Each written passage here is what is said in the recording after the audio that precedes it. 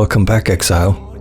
In today's video I want to showcase my 3.27 version for my favorite build, Poor Man's Wardloop. This time without a mercenary. The build has come a long way over the last couple years. On my old YouTube channel I first introduced the build after Triggerbots were added back in 2023.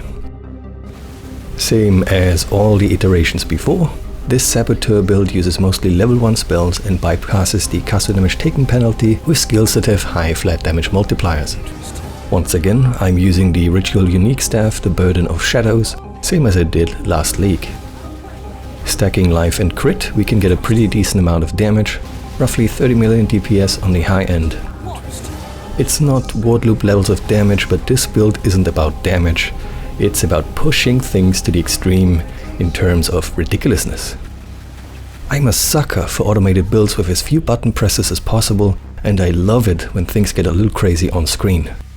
This is why I set out to make this build shine once more. And not only have I succeeded, it's even stronger than ever. I will not go over everything again, as I already have a collection of videos and a forum guide that explains how the build works, so I will mainly highlight the differences over last league's approach. First off, we now have access to Bloodline Ascendancies, a major key component for this version, as I do use the nameless Bloodline for the extra ring slot. If you're already familiar with the build, you will know that every socket you save is a big deal. More sockets allow for shifting things around and adding more spells. In total, if I haven't miscounted, this build now uses 27 gem sockets, 4 of which are not directly contributing to the build, namely stuff like curses and auras. Speaking of which, the build now has to use Assassin's Mark because the Assassin Ascendancy got a major rework and we lost our Mercenary and her Zealotry aura. This means we lost flat spell crit chance and increased spell crit chance, as well as crit multi and more spell damage.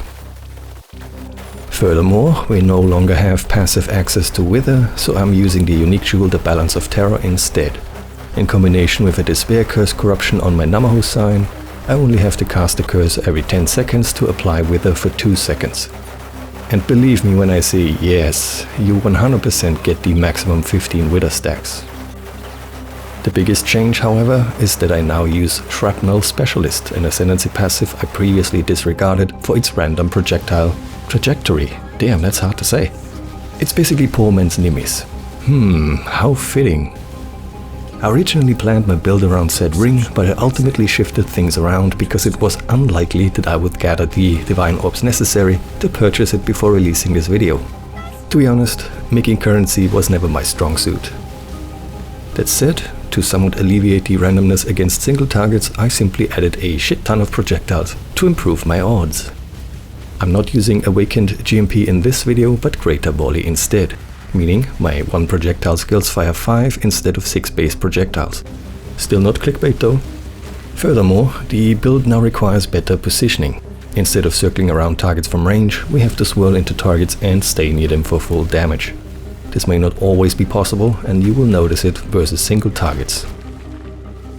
Another major addition that ended up being key components in the build are grafts.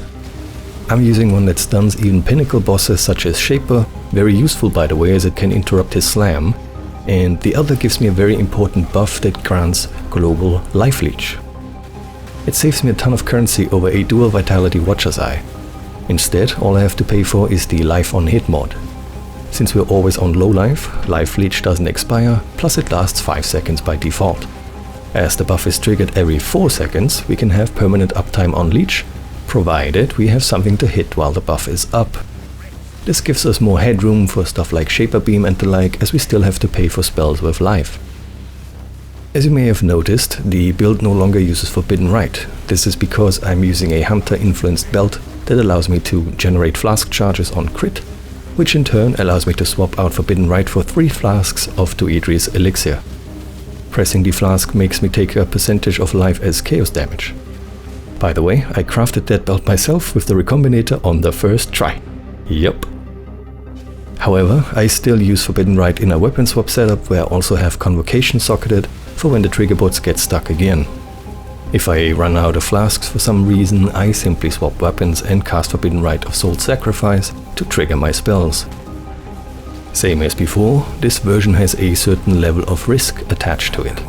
Meaning, since we pay for spells with life, it can happen that you occasionally die in maps with high monster damage. It's also at times a little more difficult to see ground effects. That said, my character is currently level 98, though I want to push it to 99 by the end of the week. Whenever I want to level up, I simply run high density blue maps such as tier 16 Mudgeyser, with Abyss and Beyond fully specced and with full scarabs. I think that pretty much covers everything. If you have any questions, feel free to drop them down below. And if you enjoyed this video, you know what to do. Thank you for watching, and I will see you next time. Cheers!